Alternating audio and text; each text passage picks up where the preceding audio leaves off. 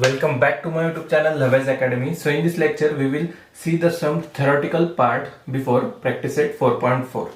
In that we will see brokerage and taxes on sharing trade, then mutual funds and SIP, that is systematic investment plan. तो first देखते हैं हमारा brokerage and taxes on share trading. तो पहला page number 103 पे आप देख सकते हैं टेक्स्ट बुक में. तो ब्रोकरेज की डेफिनेशन दी है हमें.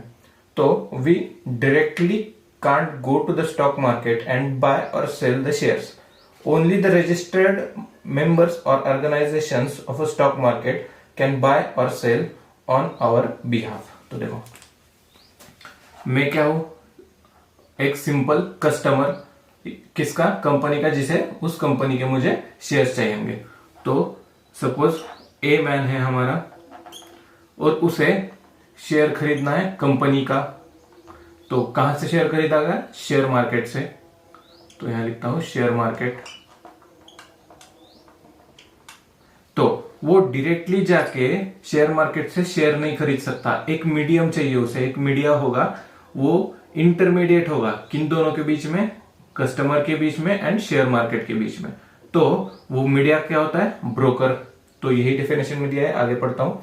These members are called share brokers. मतलब क्या? वो ब्रोकर मीडिया है किसके बीच में? कस्टमर एंड कंपनी के शेयर्स के बीच में. डायरेक्टली शेयर मार्केट से आप शेयर्स खरीद नहीं सकते. आपको पहले किसके थ्रू जाना पड़ेगा? ब्रोकर्स के थ्रू. तो ब्रोकर क्या करेगा? आपसे कुछ तो चार्जेस लेगा, क्योंकि आप डायरेक्टली शेयर खरीद या बेच नहीं सकते. तो सिंपली आप क्या करेंगे? ब्रोकर को कहेंगे मुझे ये शेयर्स चाहिए.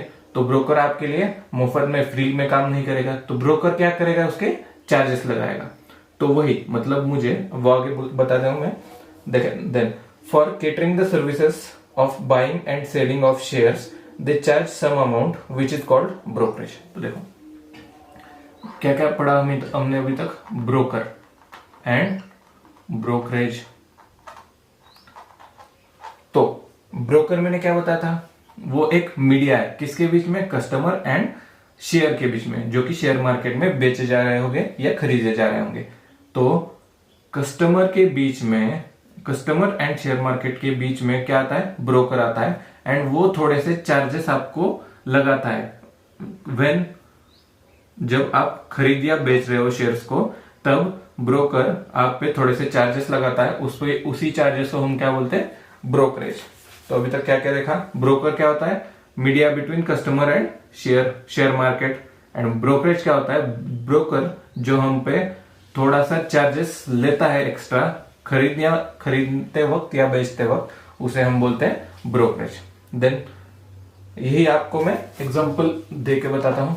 चलो, ए कंपनी का शेयर होगा सपोज. चलो, कंपनी ए कंपनी का शेयर की प्राइस वैल्यू होगी, सपोज लेते हैं 100 रुपीज. देन देखो, अब 100 रुपीज करंट प्राइस है, मतलब market value. Market value company A की एक शेयर की मार्केट वैल्यू क्या है? 1 शेयर. ये भी लिख देता हूं, एक शेयर की वैल्यू. तो एक शेयर की वैल्यू है 100 रुपीज. अब जब कस्टमर शेयर मार्केट से 100 रुपीज का एक शेयर लगा, तो उसे सिर्फ 100 रुपीज का नहीं पड़ेगा, वो ब्रोकर के थ्रू जाएगा. सो ब्रोकर क्या उस पर क्या करेगा? ब्रोकरेज चार्ज करेगा. तो अगर ब्रोकरेज होगा उसका, सपोज ले लेते हैं 1%. यहां लिखता हूं ब्रोकरेज.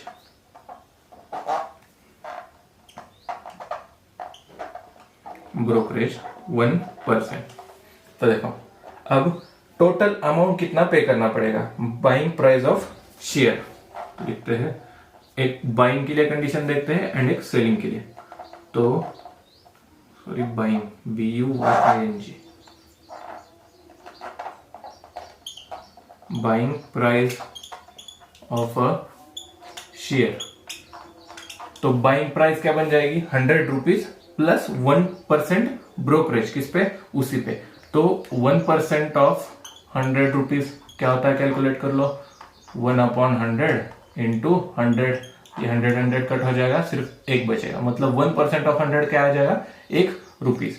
तो वो ब्रोकर जो भी होगा, ब्रोकर मतलब क्या होती है, एजेंसी होती है, जैसे कि 5 पैसा, देन शेर खान, अपस्टॉक्स, आप देखोगे जाके तो ऑनलाइन आपको ये ब्रोकर्स मिलेंगे जो कि इंटरमीडिएट है between customer and share market.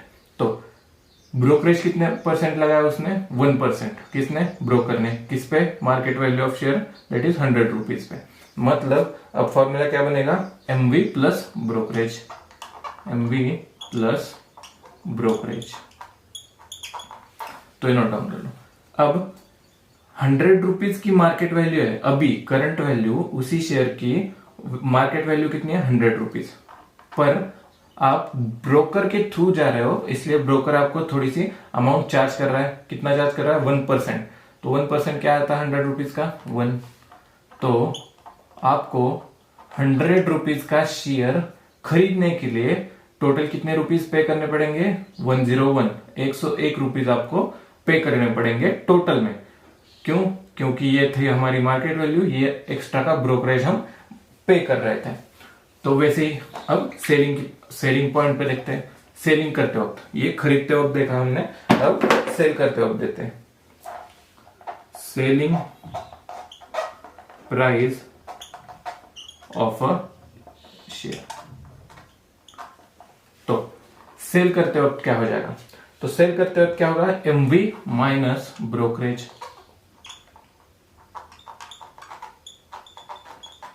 तो देखो मार्केट वैल्यू क्या थी हमारी, 100 रुपीज, माइनस ब्रोकरेज कितना आ रहा था, 1%। तो 1% ऑफ 100 क्या आ जाएगा, 1। तो 100 माइनस 1, 99 रुपीज। इसका मतलब समझ रहे हो आप, 100 रुपीज का शेयर था, 1% उस पर ब्रोकर चार्ज कर रहा था। तो वो खरीदते वक्त, ऐसा निकालता हूं, खरीदते वक्त कितने का मिला हमें, 101 रुपीज, 101 रुपीज का एक शेयर पड़ा हमें। एंड वही शेयर बेचते वक्त, ऐसा निकालता हूं, तो बेचते वक्त वो कितने का बिक रहा है, 99 रुपीज का। मतलब 100 रुपीज का शेयर लेते वक्त हमें 1 रुपीज ज्यादा पे करना पड़ता है। क्यों, क्योंकि वो होता है ब्रोकरेज। एंड वही शेयर अगर हम बेच रहे हो तो बेचते वक्त क्या हो जाएगा, 1 रुपीज हमें कम मिलेगा।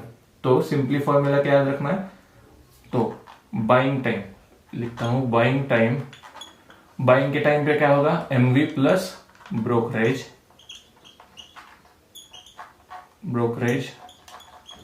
एंड सेलिंग के टाइम पे क्या हो जाएगा, MV minus brokerage, MV minus brokerage. तो ये दोनों पॉइंट्स अच्छे से ध्यान में रख लो। क्या बताया मैंने अभी तक, तो कस्टमर होगा जिसको शेयर खरीदने हैं, तो ये होता है शेयर मार्केट हमारा, सपोज शेयर मार्केट। तो मैंने क्या बताया था, कस्टमर डायरेक्टली जाके शेयर मार्केट से शेयर्स बाय या सेल नहीं कर सकता। तो उसको क्या चाहिए होगा, एक ब्रोकर, इंटरमीडिएट, जो कि इन दोनों के बीच में होगा। क्या होगा, इंटरमीडिएट मतलब ब्रोकर। ब्रोकर क्या काम करेगा, तो ब्रोकर क्या काम करेगा, शेयर मार्केट से शेयर अगर आपको चाहिए होंगे तो वो आपको लाके देगा, या बेचने होंगे वो मिडल काम याद नहीं करेगा, जो कि होती है अलग अलग एजेंसीज या कंपनीज। जैसे कि मैंने बताया 5 पैसा, देन ज़रोदा, देन और एक कुछ तो भी आता है अपस्टॉक्स करके, अपस्टॉक्स। देन ऐसी कंपनियां क्या होती है, ब्रोकर होती है। तो ये आपका काम फ्री में तो नहीं करेगी, थोड़े फार चार्जेस लगाएंगी उसके ऊपर। तो उसी का एग्जांपल मैंने यहां बताया। अगर 100 रुपीज का शेयर होगा तो आपको खरीदते वक्त कितने का मिलेगा, वो उसके ब्रोकरेज पे डिपेंड होता है। ब्रोकरेज क्या होता है, चार्ज, जो कि आपके खरीदते या बेचते वक्त जो चार्ज लगाता है ब्रोकर ट्रांजैक्शंस के ऊपर, वो होता है हमारा ब्रोकरेज। जैसे कि यहां देखा था 1% ब्रोकरेज दिखा रहा है। तो 100 रुपीज का शेयर लेते वक्त 101 रुपीज का पड़ा, एंड वही शेयर बेचते वक्त हमें 99 रुपीज का पड़ा। तो यही नोट डाउन कर लो चीजें। तो ब्रोकरेज का और एक पॉइंट दिया है हमें पेज नंबर 104 पे। तो क्या दिया है, GST on brokerage services.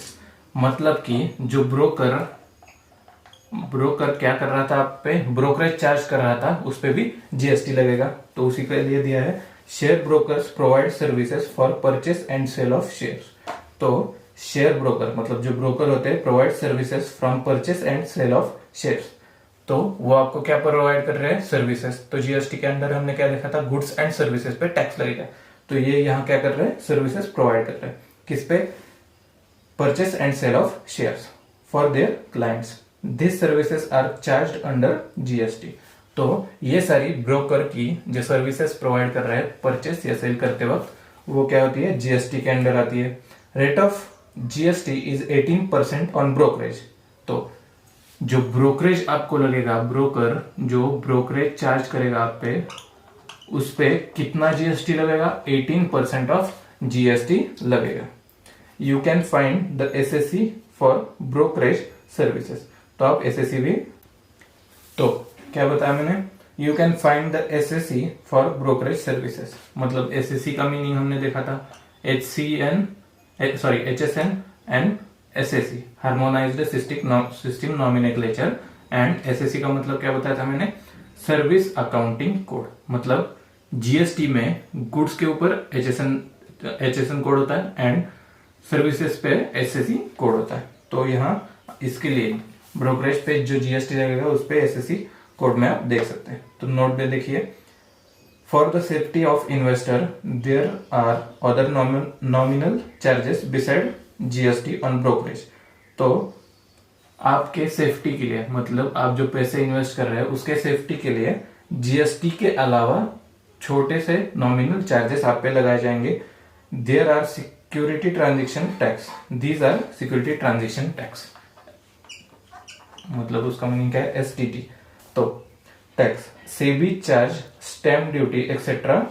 Here we will only consider GST on brokerage. तो देखो ब्रोकरेज पे क्या क्या लगता है, जीएसटी। तो यहां लिखता हूं जीएसटी। जीएसटी के अलावा जो नॉमिनल चार्ज लगता है वो भी आप पे लगेगा। उसको क्या बोलते हैं हम, सिक्योरिटी ट्रांजैक्शन टैक्स, एसटीटी के अंदर आता है। तो देखो SEBI charge, stamp duties, STT and SEBI charge stamp duty यहाँ पे लगेगा।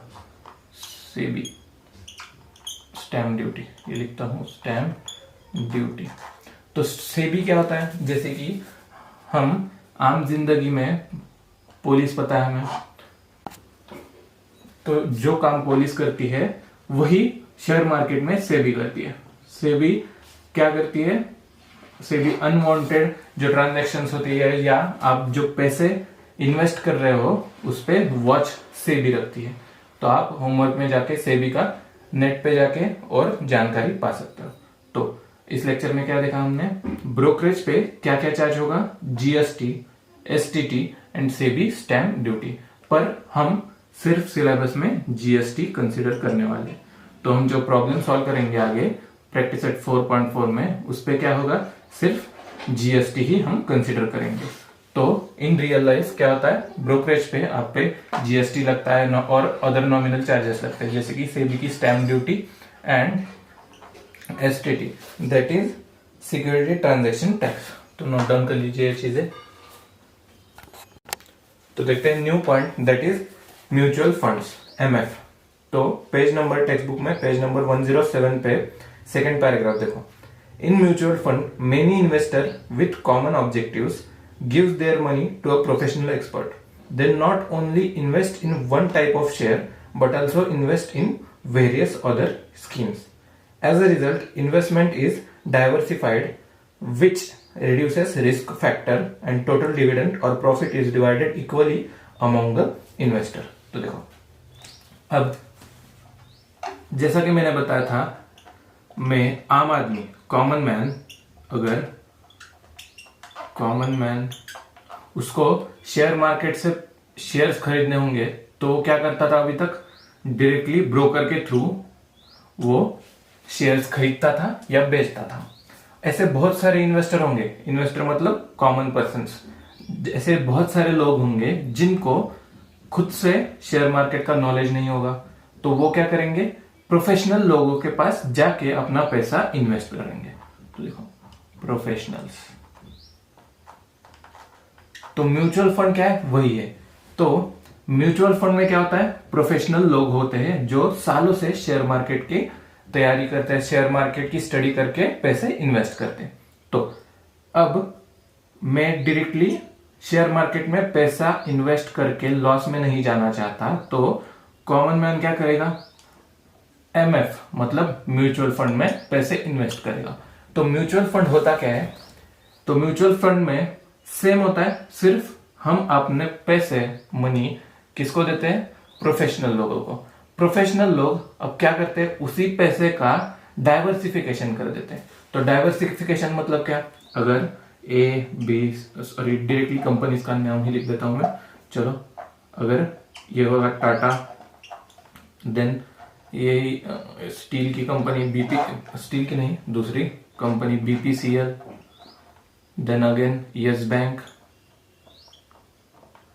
ऐसे कुछ कंपनीज होंगी जो शेयर मार्केट में लिस्टेड होंगी।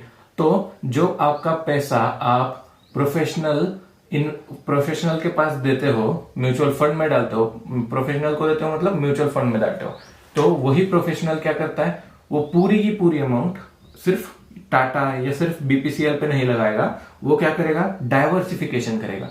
मतलब अगर 100 रुपीज होंगे या 90 रुपीज ले लो, चलो डिवाइड करेंगे, नहीं तो चलो डायरेक्टली 100 ही रुपीज लेंगे, हाँ 100 रुपीज होंगे, तो 100 रुपीज कैसे डाइवर्सिफाई करेगा, तो देखो तीनों कंपनीज में बराबर नहीं तो कुछ परसेंट में उस पर इन्वेस्ट करेगा। सपोज टाटा में उसने कर दिया 30 रुपीज, देन इसमें बीपीसीएल में कर दिया 60 रुपीज, एस बैंक में कर दिया 10 रुपीज। ऐसा करके वो क्या करता है, आपका जो पैसा दिया होगा वो डाइवर्सिफाई करता है। मतलब क्या था, अगर आपको शेयर मार्केट की नॉलेज नहीं होगी तो आप क्या कर सकते हैं, म्यूचुअल फंड में अपना पैसा इन्वेस्ट करके प्रॉफिट या लॉस बुक कर सकते हैं।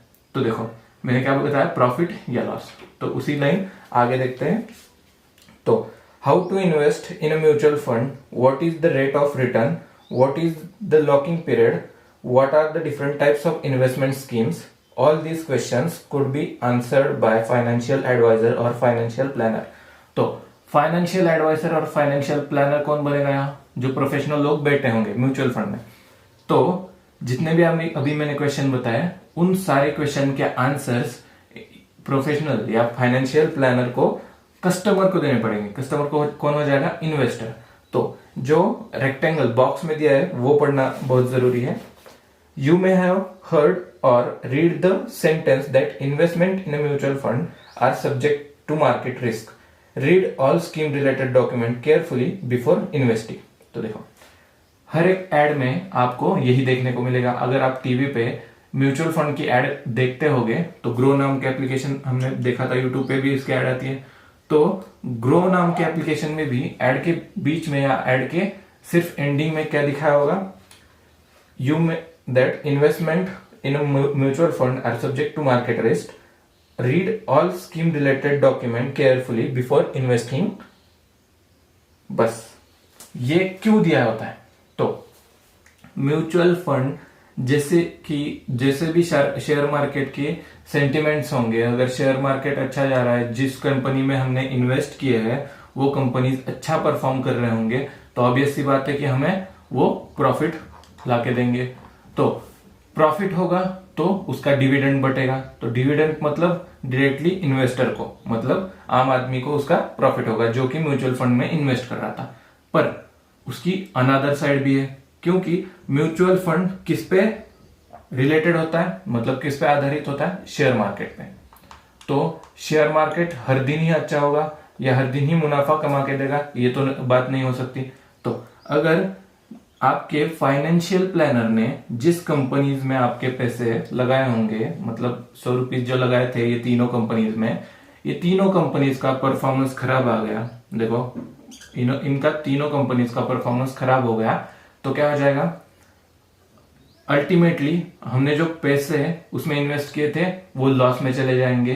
तो जो लॉस होता है वो डायरेक्टली किसको होता है, कॉमन मैन, जो अपनी जमा पूंजी म्यूचुअल फंड्स में डालता है। तो इसी के लिए ये लाइन दी होती है कि म्यूचुअल फंड्स में पैसे इन्वेस्ट करना प्रॉफिटेबल भी हो सकता है या लॉस भी आप बुक कर सकते हो। तो इसलिए ये थोड़ा सा रिस्की काम है, इसलिए ये लाइन दी रहती है। कौन सी line? Investment in a mutual fund are subject to market risk, read all scheme related document carefully before investing. उसका मतलब वही है कि ये सारी चीजें करने से पहले उसकी जो स्कीम रिलेटेड डॉक्यूमेंट होंगे, म्यूचुअल फंड के जो भी डॉक्यूमेंट है, जो रूल्स एंड रेगुलेशंस उन्होंने हम पे इन्वेस्टर पे लागू किए होंगे, वो हमें सारे पढ़ने पड़ेंगे, फिर ही हम म्यूचुअल फंड के लिए तैयार हो सकते हैं, म्यूचुअल फंड में पैसा इन्वेस्ट करने के लिए तैयार हो सकते हैं। यही है mutual funds. Then mutual funds में और एक पॉइंट है नीचे, हमें पॉइंट का नाम क्या है? तो mutual fund is professionally managed investment scheme. तो mutual fund is professionally managed investment scheme usually run by AMC. तो देखो एएमसी, एएमसी का मीनिंग क्या है? That is asset management companies. They invest the money given by investor in a different scheme, equity funds, debt funds, that is debenture, bonds, or balance the funds as per the investor choice. तो देखो, अब जब customer मतलब क्या याद रखना है आपको? आम आदमी। तो जब मुझे अगर ए को म्यूचुअल फंड्स में इन्वेस्ट करना होगा, तो म्यूचुअल फंड के बॉडी पे क्या वर्क करता है? एएमसी। तो एएमसी क्या बताया मैंने? Asset management company. तो एसेट मैनेजमेंट कंपनी, अगर मैंने उसको 100 रुपीज दे दी है, तो एसेट मैनेजमेंट कंपनी क्या करती है? देखो नीचे क्या दिया है, किस में अपना पैसा लगाती है? Equity funds, that is share market में अपना थोड़ा पैसा लगा देती है। अगेन डेप्ट फंड मतलब क्या? डिबेंचर्स, बॉन्ड्स, उसमें भी थोड़ा सा पैसा लगा देती है। And balanced funds as per the investor choice, और बैलेंस्ड फंड्स। तो बैलेंस्ड मतलब क्या? आधा पैसा शेयर्स में, आधा पैसा बॉन्ड्स में। तो देखो, बॉन्ड्स में लॉस होने के चांसेस बहुत कम रहते हैं, बहुत कम चांसेस रहते हैं बॉन्ड्स में, और शेयर में लॉस होने के चांसेस ज्यादा है, मतलब ये बहुत रिस्की है, ये लो रिस्की है। एंड बैलेंस्ड मतलब क्या हो जाएगा? इंटरमीडिएट, इन दोनों के बीच में, रिस्क भी नहीं, लो रिस्क भी नहीं, हाई रिस्क भी नहीं, तो इंटरमीडिएट। तो देखो, अब इन्वेस्टर को मतलब कस्टमर को म्यूचुअल फंड में जब भी इन्वेस्ट करना होगा तो वो आपको 3 ऑप्शन देंगे, high risk high return, low risk low return, and एक इंटरमीडिएट, दैट इज बैलेंस्ड। तो हाई रिस्क का अगर ऑप्शन चुनोगे तो ये क्या हो जाएगा? आपके सारे पैसे म्यूचुअल फंड शेयर मार्केट में लगा देगा। लो रिस्क लो रिटर्न का मतलब क्या है? अगर यही पैसा मैंने लो रिस्क लो रिटर्न के स्कीम में डाल दिया तो आपके लॉस होने के चांसेस भी कम रहेंगे और आपका जो प्रॉफिट होगा वो भी कम रहेगा। और इंटरमीडिएट में क्या? Half chances. तो अगर आप रिस्क टेकर होंगे तो रिस्क हाई रिटर्न में पैसे लगा सकते हैं। तो अगर मतलब प्रॉफिट होगा तो बहुत ज्यादा होगा, लॉस होगा तो वो भी बहुत ज्यादा होगा। तो ये सबसे रिस्की होता है जब आप म्यूचुअल फंड पूरे के पूरे शेयर्स में पैसा लगा देगा। तो आगे, as we get shares from the investment in a share market, as we get shares from the investment in share market. तो जब हम शेयर मार्केट में इन्वेस्ट करते हैं तो हमें क्या मिलता है उसके बदले में? तो शेयर मार्केट से मैं क्या लेता हूं? शेयर्स। तो उसी समय अब म्यूचुअल फंड्स में देखो, we get units when we invest in mutual funds. ये रहा शेयर मार्केट के लिए। अब म्यूचुअल फंड्स में क्या होता है? We get units when we invest in mutual funds, मतलब जो हमें शेयर मिल रहे थे तो म्यूचुअल फंड्स में क्या मिलेंगे? यूनिट्स मिलेंगे। तो देखो next line, the market value of a unit is NAV. NAV मतलब नेट एसेट वैल्यू। तो अब शेयर की जो मार्केट वैल्यू थी वो क्या थी? करंट, जो कि मार्केट में प्राइस चल रही होगी, वो क्या थी? शेयर की मार्केट वैल्यू। अब market value of a unit is NAV. अब मार्केट वैल्यू किसकी? यूनिट की क्या होती है? एनएवी। तो एनएवी का मतलब क्या मैंने बताया था? Net asset value. तो नेट एसेट वैल्यू, जो यूनिट की मार्केट वैल्यू होती है उसको क्या बोलते हैं हम? Net asset value. तो net asset value of a unit into number of unit, तो क्या हो जाएगा आपका टोटल फंड वैल्यू। तो क्या बताया मैंने, net NAV of a unit, मतलब net asset value of a unit into number of units is equal to, क्या बताया मैंने, total fund value. Total fund value इसका मतलब क्या, जैसे कि मैंने बताया था यूनिट का मार्केट वैल्यू को क्या बोलते हैं हम, नेट एसेट वैल्यू। मतलब यूनिट्स की जो वैल्यू होगी उसको मल्टीप्लाई कर देंगे नंबर ऑफ यूनिट से, तो हमें क्या मिल जाएगा, टोटल फंड वैल्यू, मतलब टोटल कितना इन्वेस्टमेंट आपने किया है वो मिलेगा हमें इसका कैलकुलेशन करने पे। तो नोट डाउन कर लो ये फॉर्मूलाज। तो नेक्स्ट पॉइंट में देखते हैं क्या दिया है नोट में। As a market value of share changes frequently, NAV मतलब net asset value of a unit also changes, one can redeem the units when needed. इसका मतलब क्या है, हमारा जो म्यूचुअल फंड में हम इन्वेस्टमेंट कर रहे हैं, जैसे कि शेयर मार्केट में हमें शेयर्स मिलते थे, यहाँ क्या मिल रहे हैं, यूनिट्स। और यूनिट्स की मार्केट वैल्यू को क्या बोलते थे हम, NAV, that is net asset value. तो ये सारे के सारे डायरेक्टली किस पे डिपेंड होंगे, शेयर मार्केट पे। मतलब शेयर मार्केट पे जैसे वैल्यू चलेगी वैसे ही हमारे यूनिट्स पे एनएवी आएगा। तो one can redeem the units when needed, मतलब जब आप प्रॉफिट में होगे तो आप प्रॉफिट बुक करके बाहर निकल सकते हो, इसका यही मतलब बनता है। देन नेक्स्ट पैराग्राफ में क्या दिया, investment in FDs of nationalised banks और Indian postal services are more secured and safe in comparison with other investments but the rate of return is low। तो इसका मतलब क्या है, तो देखो share market and mutual fund ये दोनों डायरेक्टली इनडायरेक्टली एक दूसरे पे डिपेंड रहते हैं। देन दूसरे इन्वेस्टमेंट प्लान कौन से होंगे हमारे, जैसे कि एफडी इन नेशनलाइज्ड बैंक और इंडियन पोस्टल सर्विसेज। तो अगर हम हमारी जो सेविंग्स होंगी अगर एफडी या पोस्टल सर्विसेज में इन्वेस्ट कर देंगे तो बहुत लो रिस्क होती है किसकी, हमारे पैसे लॉस हो जाने की, मतलब हमारे पैसे डूबने की बहुत कम रिस्क रहती है इसमें, एफडी एंड पोस्टल सर्विसेज, जो कि सबसे अच्छा ऑप्शन है किसके लिए, इन्वेस्टमेंट के लिए। पर यह चीज ध्यान रखनी चाहिए हमें कि उनका जो इंटरेस्ट आएगा वो भी क्या आ जाएगा, लो इंटरेस्ट। मतलब अगर मैं 1 लाख रुपीज इन्वेस्ट कर रहा हूँ किसमें, अगर मैं एफडी कर दूंगा 1 लाख रुपीज की, नेशनलाइज्ड बैंक में जाऊंगा तो वो कितने देंगे मुझे, 6.5 या इसके आसपास कुछ तो भी परसेंटेज इंटरेस्ट पे देंगे। मतलब साल भर में मेरी अमाउंट कहां से कहां चली जाएगी, 1 लाख से 1,06,500। तो इतना लो इंटरेस्ट होता है कहां पे, एफडी एंड पोस्टल सर्विसेज में। ऑन द अदर हैंड अगर हम शेयर मार्केट या म्यूचुअल फंड्स की बात करेंगे तो शेयर मार्केट एक ही दिन में आपको बहुत सारा इससे ज्यादा अमाउंट प्रॉफिट में ला के दे सकता है, पर ये बहुत रिस्की होता है। कौन सा, share market and mutual fund. तो म्यूचुअल फंड में भी आपको 3 ऑप्शन मिलते हैं, high risk high return, low risk low return and एक जो होता है मैंने बताया था इंटरमीडिएट। तो आपको वाइजली इन्वेस्टमेंट करना है एंड यही इस पैराग्राफ का मोटिव है। देन आगे क्या दिया है, it hardly helps to overcome the rate of inflation. One must remember always that if the money is invested wisely, it generates more money. For this, the knowledge of financial planning is great help.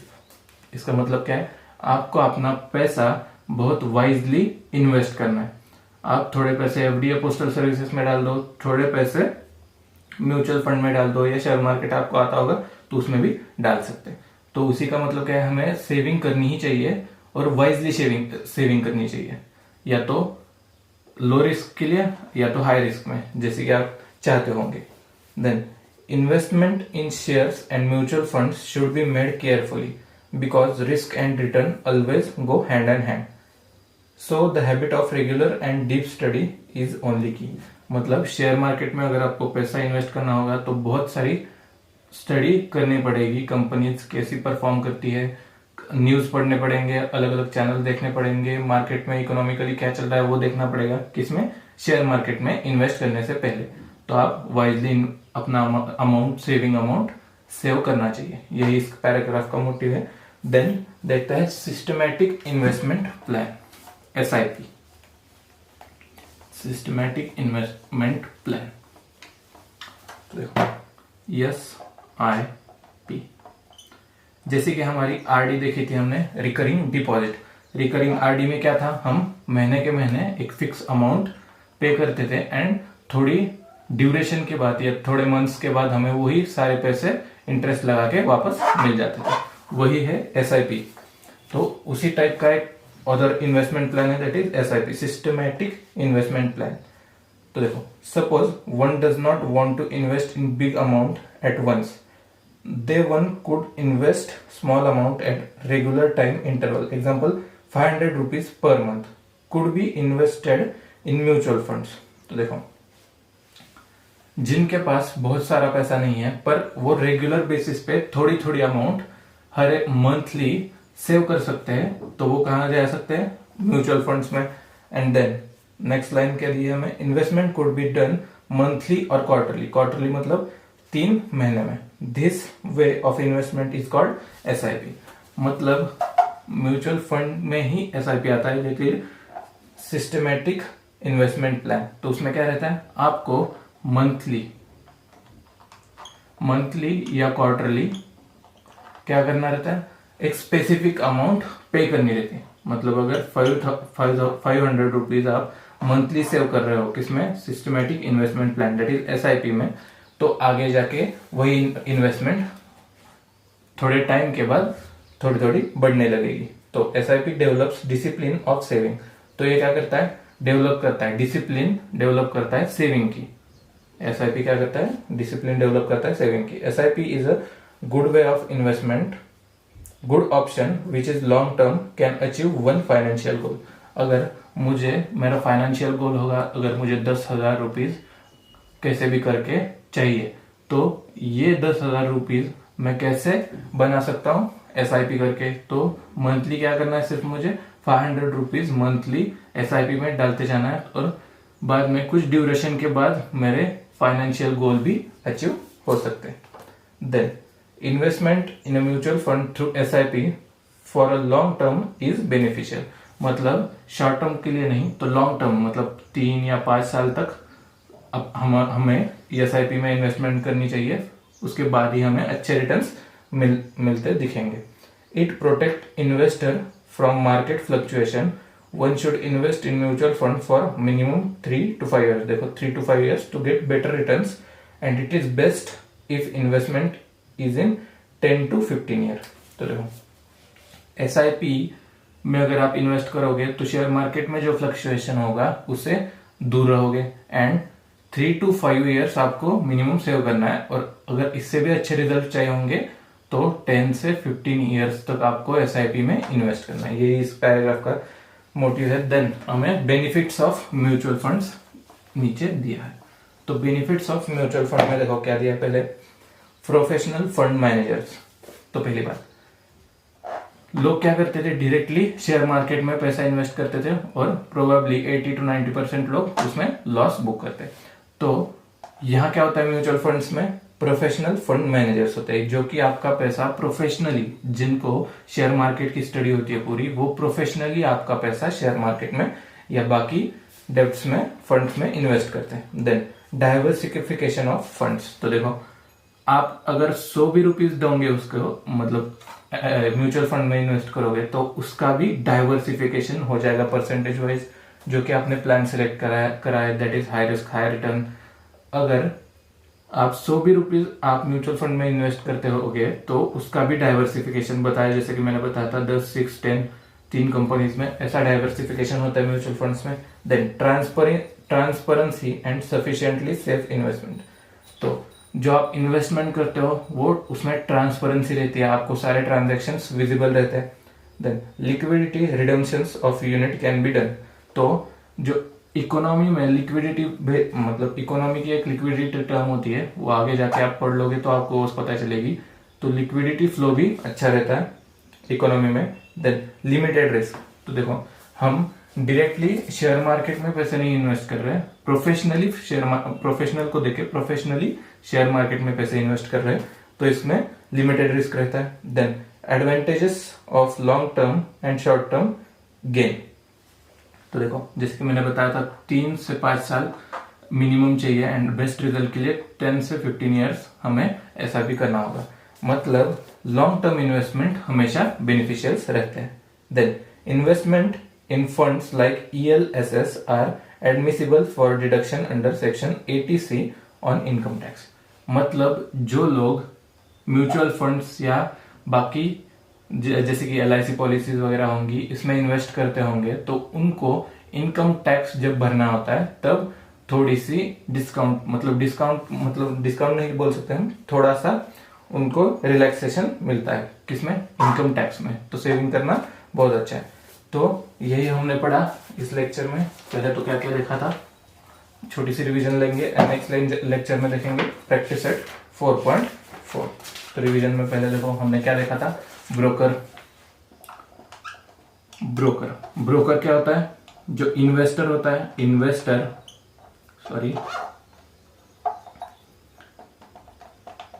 Investor and share market के बीच में जो media होगा वो क्या होता है आपका broker. तो ब्रोकर फ्री में तो काम नहीं करेगा। ब्रोकर क्या होता है, ब्रोकर क्या लेता है, ब्रोकरेज चार्ज करता है किसके ऊपर, आप जितने शेयर मार्केट में बाय या सेल कर रहे होंगे उसके ऊपर वो ब्रोकरेज चार्ज करता है। उसमें ब्रोकरेज में क्या देखा हमने, बाइंग शेयर्स, मतलब शेयर्स बाय करते वक्त क्या होता है, market value plus brokerage. Then sell करते वक्त क्या होता है, मार्केट वैल्यू माइनस ब्रोकरेज। ये फॉर्मूले लिख लेने हैं आपको। तो बाय करते वक्त market value plus brokerage, sell करते वक्त market value minus brokerage. Then mutual funds में क्या देखा था हमने, हम हमारे पैसे मतलब इन्वेस्टर अपना पैसा प्रोफेशनली शेयर मार्केट में लगा सकता है थ्रू म्यूचुअल फंड्स। तो म्यूचुअल फंड्स में हमने क्या देखा था कि शेयर मार्केट में अगर हम पैसा इन्वेस्ट करेंगे तो हमें शेयर्स मिलते हैं तो शेयर्स मिलते हैं। वैसे ही म्यूचुअल फंड्स में हमें क्या मिलता है, यूनिट। एंड शेयर की वैल्यू जो मार्केट वैल्यू होती है उसको क्या बोलते हैं हम, EMV। एंड यहाँ म्यूचुअल फंड्स में यूनिट्स के मार्केट वैल्यू के हम क्या बोलेंगे, NAV, that is net asset value. Then हमने देखा SIP क्या होता है इस लेक्चर में, लास्ट पॉइंट था हमारा SIP। तो सिस्टमैटिक इन्वेस्टमेंट प्लान में हमने देखा क्या था कि हमें अगर छोटी अमाउंट होगी जो डायरेक्टली हम इन्वेस्ट नहीं करना चाहते पर मंथली बेसिस या क्वार्टरली बेसिस पे इन्वेस्ट कर सकते हैं, तो SIP is the best option for investment. तो इन्वेस्टमेंट में हम मंथली बेसिस पे कुछ अमाउंट इन्वेस्ट करेंगे एंड वो अमाउंट 3 से 5 इयर्स या 10 से 15 इयर्स तक उसमें इन्वेस्ट करते रहेंगे तो हमें बेनिफिशियल रिजल्ट मिलेगा उसका। तो यही सारी चीजें इस लेक्चर में। नेक्स्ट लेक्चर में हम देखते हैं प्रैक्टिस सेट 4.4 सॉल्व करेंगे पूरे क्वेश्चंस। तब तक के लिए चैनल को सब्सक्राइब कीजिए, वीडियो को लाइक कीजिए और अपने दोस्तों के साथ शेयर कीजिए। Thank you. तो दोस्तों लाइक कीजिए, सब्सक्राइब कीजिए और शेयर भी कीजिए।